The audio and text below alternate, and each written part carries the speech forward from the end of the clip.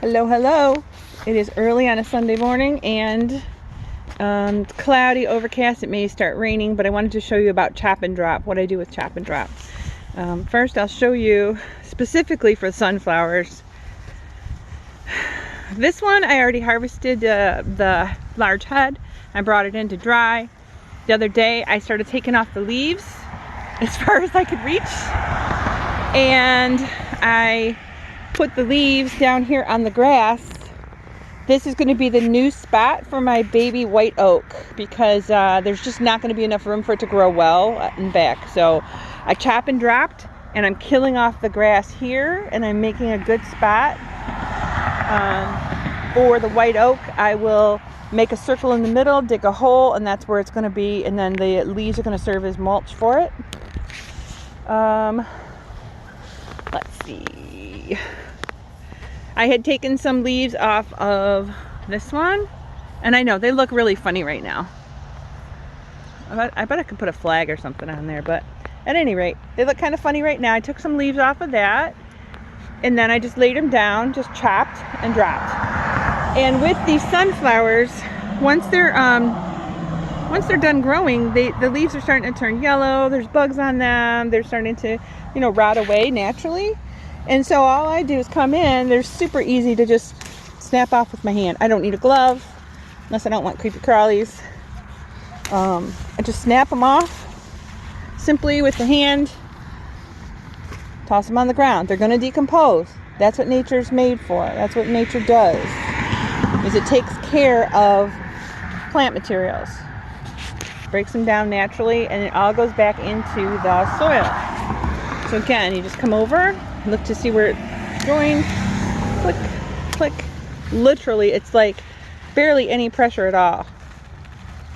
Snapping them off, snapping them off. Okay, so that's what I do with leaves or the sunflowers. And now what I will do with the stalk, like for example, this one I had laid out, oh gosh, probably at least a month ago. It fell over from a storm, and I did manage to harvest the head of the sunflower for drying, and then I just laid the stalk here, and already nature's starting to really take care of the stems.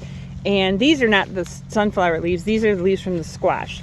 The leaves are already broken down. There's some seed heads here that were really small flowers. These seeds may naturally go into the soil and grow on their own. But for the other stalks, I wanted to show you, I usually use large clippers, like for pruners. I cut at the base, and then I just lay it out on the bed for the stems to disintegrate. Also, insects are going to make homes inside the stems. They're going to overwinter, so it's good for them. And again, you're replenishing the soil with more organic material, which is good for everything and everyone. So the sunflower is not diseased or anything like that. So it's not going to hurt anything to let the insects do their thing. Now, I don't know. Here's what I don't know. Might be too wide for my scissors here.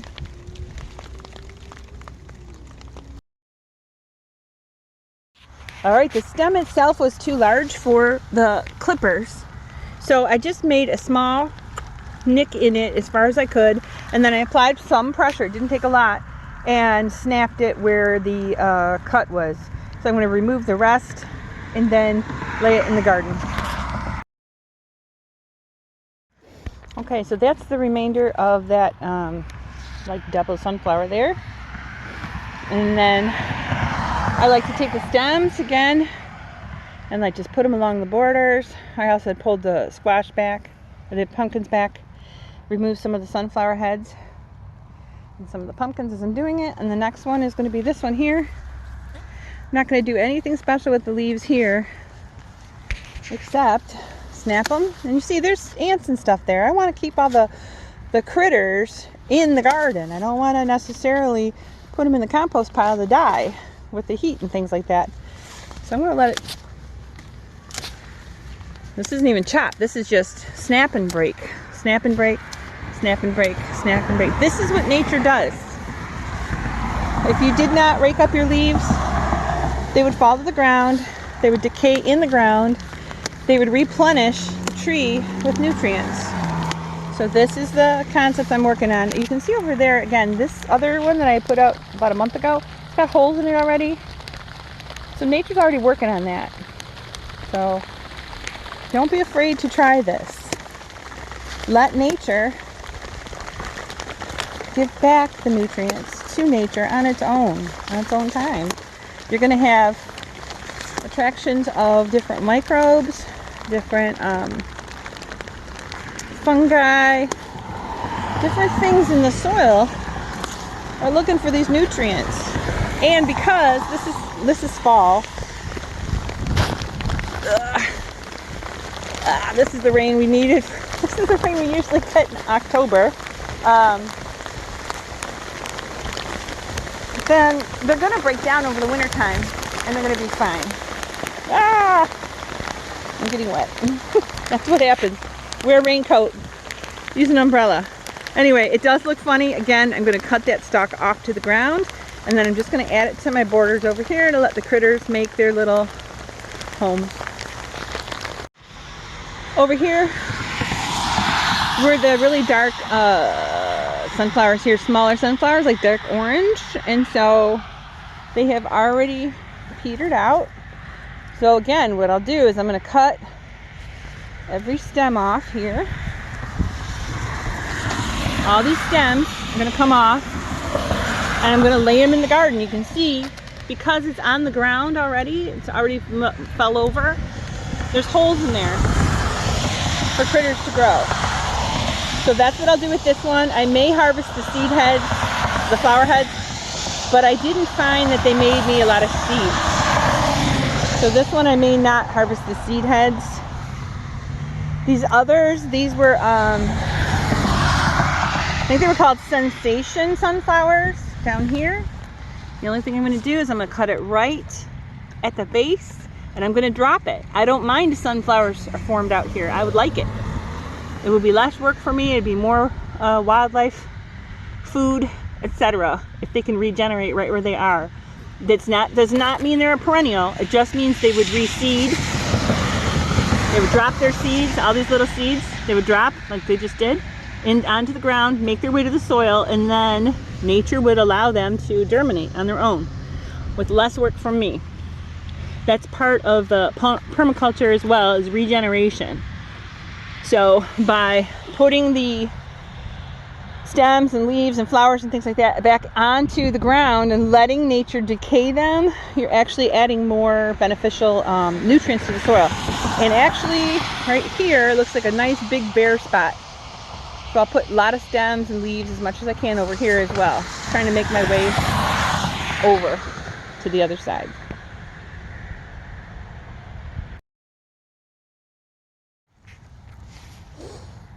In a perfect world, the stalks break where you want them to break. Everything works like it should. This one took up the roots. I'm leaving it right where it is. Again, so critters can find food. Microorganisms can come in, and I will bet at least $1 that by next spring this is all gone. All eroded away with the rains, the snows, the critters, all that good stuff.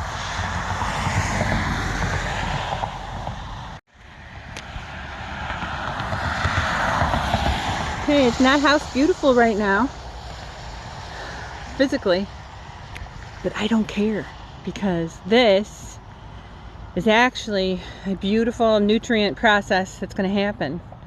I did not take down these all the way. There are still some seeds that are drying out a little bit.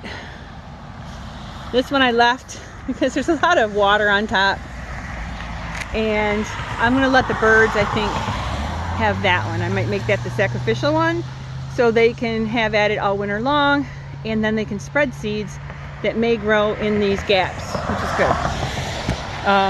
So trying to put stuff around the service berries, again for nutrients, so I don't have to add artificial fertilizers. More around there. This one. I saw a bunch of ladybugs up there. I want to just leave them, let them be, so they are not at the mercy of the birds, and they can hide underneath the leaves. I did put the smaller, shorter sunflowers after I lopped them off. I didn't just leave them where they were. I did put them up front where I actually want them to grow because they're shorter. So I want them to fill in if they do, which would be great. And I did move some of the orange, I call them teddy bears. They may not be that. But I did move some of the orange ones over here as well toward the front. Well, the front of the yard. Hoping that they'll seed on their own. They like self-seeding. It's part of that lazy gardening part. I'm limited again by that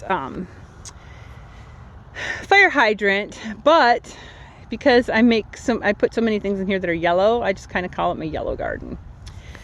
I did add some over here for the willow tree, a little bit over here. So it looks like fallen soldiers, but this is good. These are good fallen soldiers. Especially if they end up reseeding on their own, then I don't have to do that in the spring.